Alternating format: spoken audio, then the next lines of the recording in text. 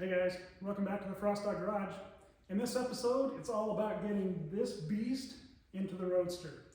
I'm going to kind of start off this video by walking through the setup that I have going on. Some of the things that I did to hopefully make this process go a little bit smoother.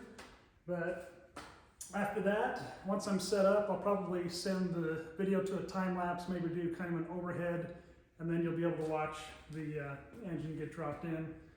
Hopefully it goes smoothly. Might take a little while, but I've got some time on my hands. So come along in the adventure and I'll show you what I got going on today. So get the camera off here. All right, here sits the engine. I have a 2-ton hoist right here. Come over to the other side to show it. 2-ton hoist.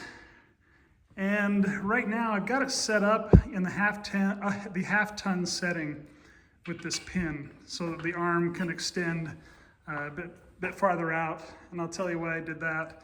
But I did some research because on the half-ton setting, it's capable of 1,000 pounds, and everything I could find showed that a Blueprint 427 fully dressed with the Tremec TKX attached is right about 750 pounds. So even if it's a little bit more than that, that half-ton setting should be just fine.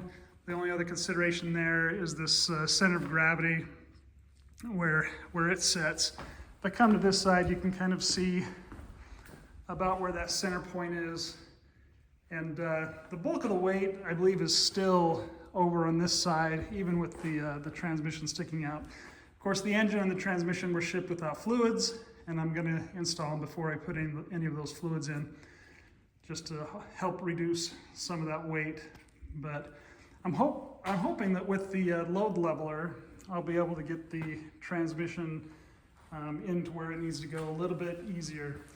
So I wanted to point out a few things, starting with the crate. So as you can see, the legs there on the bottom of the engine hoist, they're narrow enough that I had problems with the wooden crate getting in the way, because you can see where it used to extend right there, so clear out here. So I took a saw and then I ended up cutting the crate on those corners and taking that smaller piece of plywood out. And these legs are up off the floor about 4 inches, so they can clear that lowest piece of plywood. But by doing that, it allowed those legs to kind of straddle the crate, the box there, and I was able to center the chains and the load leveler over the engine. Now, talking about the engine, of course, I removed the air filter here because it's kind of large and I didn't want it scraping on the chains or getting in the way. And then I took some plastic that the engine was wrapped in, I cut a piece off, put it over the intake, and then went ahead and taped around it, try and keep any dust or dirt from getting in there. Now, to the way I have it hooked up on the chains here, the engine shipped with this plate already attached. I'm sure it's the one they used to lower it into the box in the first place. But they leave this piece attached to the manifold, and it's got an eyelet right up here. And I went ahead and got a shackle just from the hardware store, or a couple of shackles. And this just goes through this pin and then tightens. And the shackle itself is rated for, each one is rated for 1,500 pounds. So 2 of them should be more than enough. And those seem nice and secure. Over here on the other side, you can see the other plate, the lifting plate, which is a nice feature, so I don't have to bolt directly into the manifold myself. They've got 2 bolts here that hold this black metal plate in here for hoisting or lifting, and it was pretty easy just to get a shackle through there to hook into the chain. So it's all hooked up to the load leveler. I lowered it down far enough that hopefully once I get it lifted, it'll be able to clear over here on the Roadster. The height that I've got to clear this bar. So I went ahead and removed the radiator that I had installed.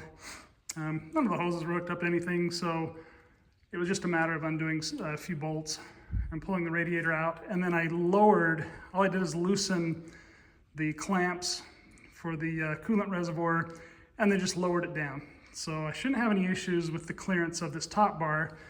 The reason I have this bar extended out to the half-ton point is because of the space I will have between the front section and this bar down here. So that's what I'm working with, because that bar will end up right up against this part of the frame here in the front. I won't be able to go any farther back than that. And that should give enough clearance from that point over to clear this bar here and the battery down there, and hopefully be able to drop it in right there. Some of the subscribers with their comments were talking about needing shims, so I'll be expecting some of that there on the engine mounts and possibly back on the transmission mount as well. But I can take care of the transmission mount kind of after the fact once I get the engine and its engine mounts. I'll probably throw a strap, kind of a tie-down strap around the back of the transmission to temporarily hold it in place, and then I'd be able to get under there and position that transmission mount. Speaking about the mounts, so I've got both of the engine mounts sitting right here, and you can't really go wrong with them because of the way they're manufactured. So you can see where the bolt and pin are on this one compared to where the bolt and the pin are on this one, and they're not symmetrical, they're not the same. So this mount would only go on one side versus the other. I believe this is the driver's side one, but if you orient it, see if I can do this with one hand without destroying anything. If you orient it the way it's going to mount to the engine, which is in this fashion, and then look at where the bolt and that pin are in relation to the mount where the engine will sit. You can see the pin and the bolt will go in both to this groove here and that hole down there. So just like this. They fashioned it with some other holes. I think that's also to accommodate other engines. They're compatible with this frame and engine mount setup. But if I was to take this mount and move over here to the other side, to the passenger side, you can see that there's just this one smaller hole here on this side, and it wouldn't allow the bolt and the pin to marry up like this. So that's how I know that this is the mount for the driver's side. So I'll place it here, the passenger side. It comes with these bolts. It's got two larger ones that are for the transmission, and then you've got these four that are slightly smaller that will be used to mount the engine mounts to the engine itself right over here. So temporarily they've got it bolted in to the box, the crate, and so right here and right here back there are where my engine mounts are gonna bolt onto, and they will bolt kind of in this fashion like that. I think in the manual it shows a different one that kind of bolts on the side of the engine like this, but for this engine they're going to bolt like this, where the bolts are pretty much oriented straight up and down or vertically. So one other thing I wanted to point out over here on the Roadster, I did a little bit of a test fit with the hoist. I just brought it over here and tried to slide it underneath the Roadster, and of course I've got the wheels and tires on this one, and so its ride height is kind of already set. Like here on the shocks and some of the other things, I've got them in the lower position, so the frame is up about as high as it can go. And even with it like that, because these legs here on the hoist sit up about, well, it's got like a 4-inch clearance down here, and to the top of the bar you're looking at least 6 or 7 inches. Well, I found out that over here, when the Roadster was just sitting on the ground, it wouldn't clear. I wouldn't be able to get it underneath the car. So what I did is I ended up cutting off some of the, looks like 2x10s from the crate itself. It was kind of an outer covering, similar to the board that's right here, but it's set out here. I cut that board off and on the other side, and then cut them into pieces, doubled 2 of them up, and then I lowered the Roadster down onto those just as a platform. So it held it up just high enough that now I can slide the engine hoist underneath there. I've got a few hockey pucks under there just helping keep it stationary. Same on the other side. And then I did read or saw a video somewhere saying that if the Roadster was kind of jacked up in the back or lifted up in the back end, it would adjust the angle so that the engine and transmission would be able to install a little bit easier having it on that angle. I still might lift it a little bit, but currently, as you can see, I've got a couple of jack stands underneath there. So if I have to, I'll lift it up and raise the jack stands slightly to adjust for that.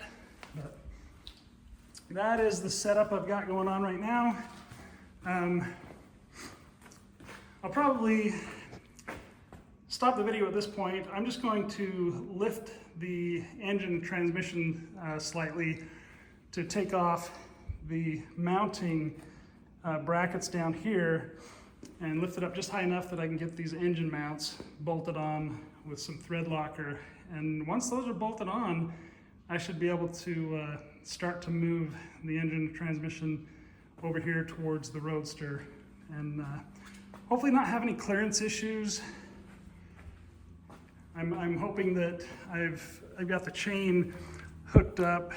I mean, I can bring the load leveler a little bit lower to hook it up, but I didn't want to get it too low because I do want to be able to actually use it to pivot fore and aft as needed. So that's what I'm going to work on, and then I'll come back to the video, probably in a time-lapse type format, maybe do an overhead, and then once I've got it in, hopefully without too much difficulty, at the end I'll be able to tell you about any issues I encountered, some tricks that might help out that'll benefit you, but we'll move to that point.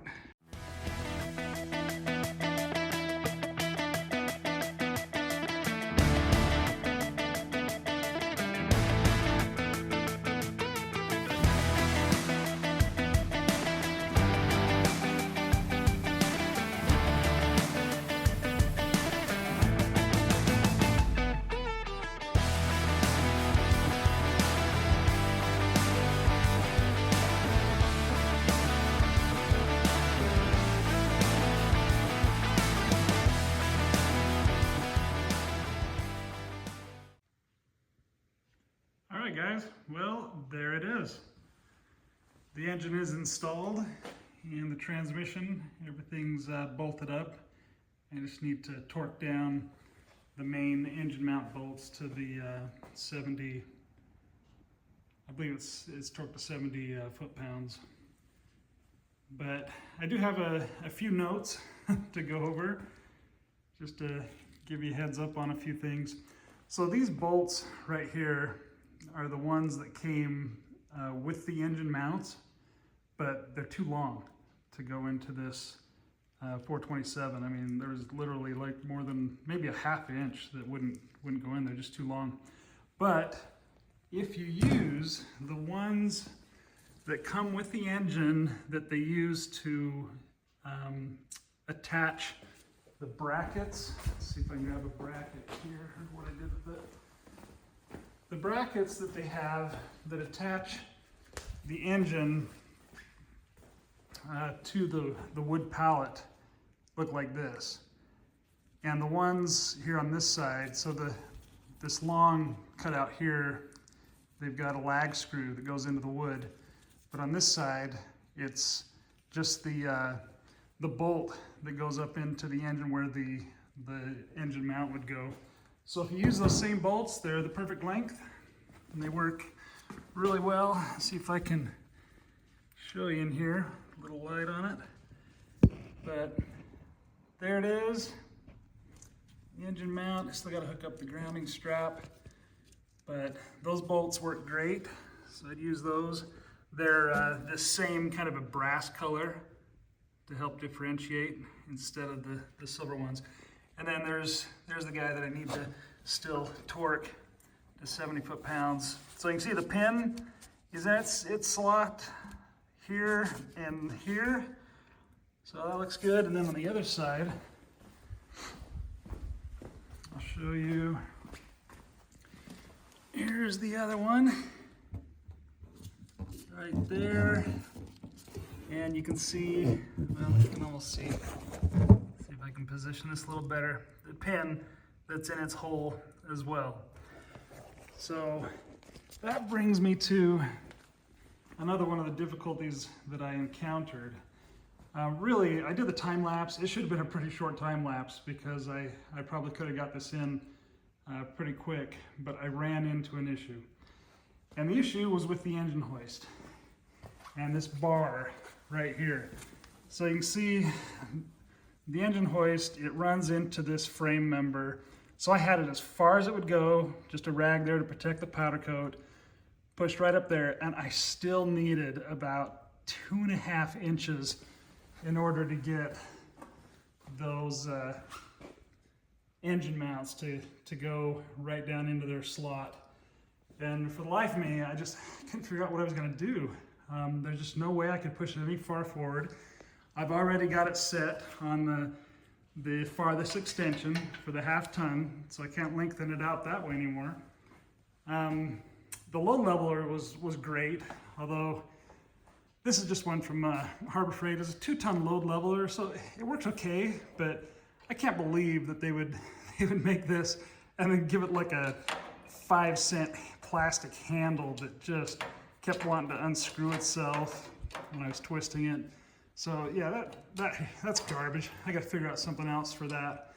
And also make sure that you give it right here on the threads, give it a nice shot of lubricant, and it'll spin a lot better. The handle make it go a lot easier. Aside from that, frame brackets work great and everything. I'll show you underneath the transmission the other issue I ran into. And in order to get that engine to move like 2.5 inches farther in when I couldn't move the hoist anymore, I attached a ratcheting ground strap to the engine from the back of the car and just had to ratchet it to get it to swing just far enough that I could drop it down in there. I went real slow. I didn't scuff anything up or have any dings or anything. I just took my time, and so that worked well. I also took a bungee and I attached it back here as I was guiding it in so that this end of the transmission wouldn't be hitting the sides of the transmission tunnel as I walked it in. And I just hooked the bungee back here. It kind of kept it centered in having it hooked back here. So that worked well. Right now, what I have set up, in addition to lifting the back of the car, that worked well to get it to come in. I have no problems clearing this front cross member with the oil pan. Never had an issue there. Even down at the bottom, oil pan cleared everything. No problem. So jacking up the back of the car works really well for that. I highly suggest doing that. The setup that I have right here is kind of interesting. Because I couldn't pull the crane or the hoist any farther in for the engine, I ended up attaching a strap down around this end of the transmission, and then I needed something to hook it to that I could then pull the transmission up and hold it in place as I lowered the front of the engine without this falling back down. So that allowed me to kind of hold this in place here while the other side of the engine swung down into its holes, into its mounts. Because otherwise this also would have gone down. And the problem is the load leveler, when you use that and you try and get the engine to move one way or the other, it also kind of changes the center of gravity, and it also moves the engine a bit either forward or backward. Couldn't really move it any farther forward because it would drop the transmission down, so that's why I hooked the strap to it and was able to get it to work that way. But took a lot longer than I was anticipating. Was able to do it by myself. Still, it would have been a lot easier with an extra pair of hands. But what I did here is I took some jack stands and I just ran a pipe across the top of them so that I could attach my straps and then support that side of the transmission. Once the engine was in its mounts, then I was able to get underneath here, and I'll crawl under there and kind of show you what I got going on. And sorry for all the movement in the video. Just trying to walk around and show everything. All right, so here we are underneath, and you can see right up there the transmission mount where it goes in, and here's the actual mount that I powder coated that I was practicing on. Was able to get these carriage bolts in on both sides, no problem. If you mount it like this, the cutout is here in the front where it should be because it needs to clear the transmission right here. I'll tell you what, I have zero clearance. I mean, it just barely fit in there, but it is on its mounts. Everything is in and tightened down. I did slide the rubber part of the mount forward a little bit just to clear this lip, and just so you know which way it goes. Here in the mounts with the carriage bolts and everything, or this piece, the lip is to the rear and it faces up, and it kind of contains this rubber mount. A little bit hard to see that, but the rubber portion right here. So it's in, it lined up, it worked pretty well. The next step is probably going to be to install the drive shaft after I torque those engine mounts, nuts down.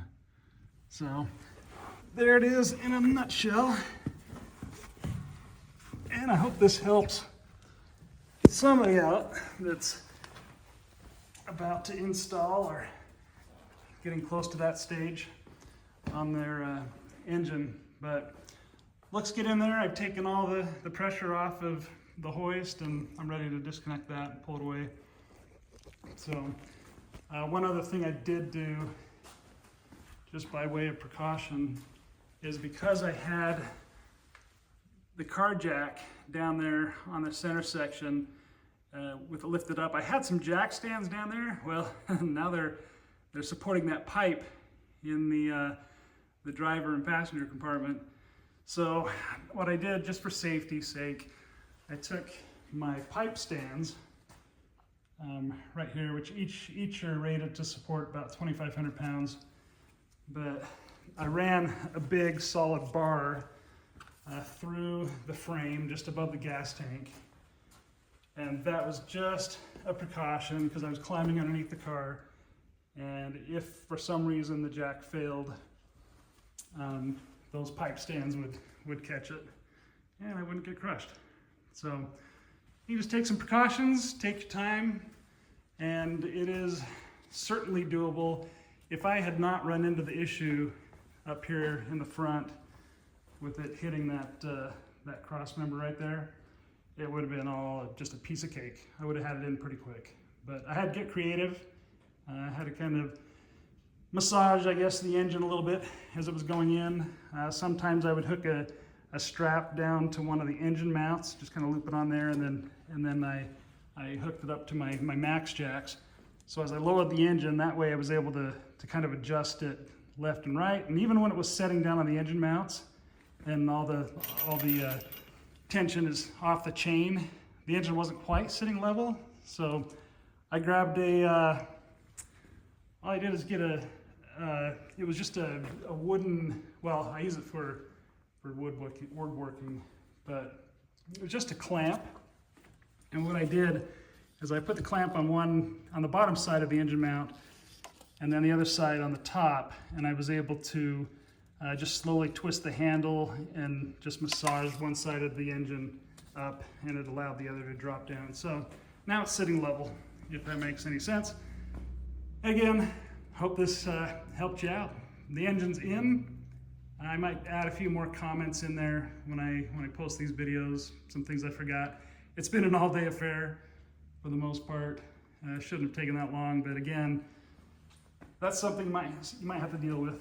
This right here, not having quite enough length of the arm in order to get it to fall right into the mounts. You might be shy a few inches, but there's a way to safely do it, just using some straps and slowly pulling the engine to the back. But thanks for following along, guys. Next video, probably show the drive shaft. Also going to be looking forward to hooking up various elements on the engine and also installing the seats. So those are some upcoming videos. If it helps you out, please like, share, and subscribe, and we will catch you guys on the next one. Thanks for watching.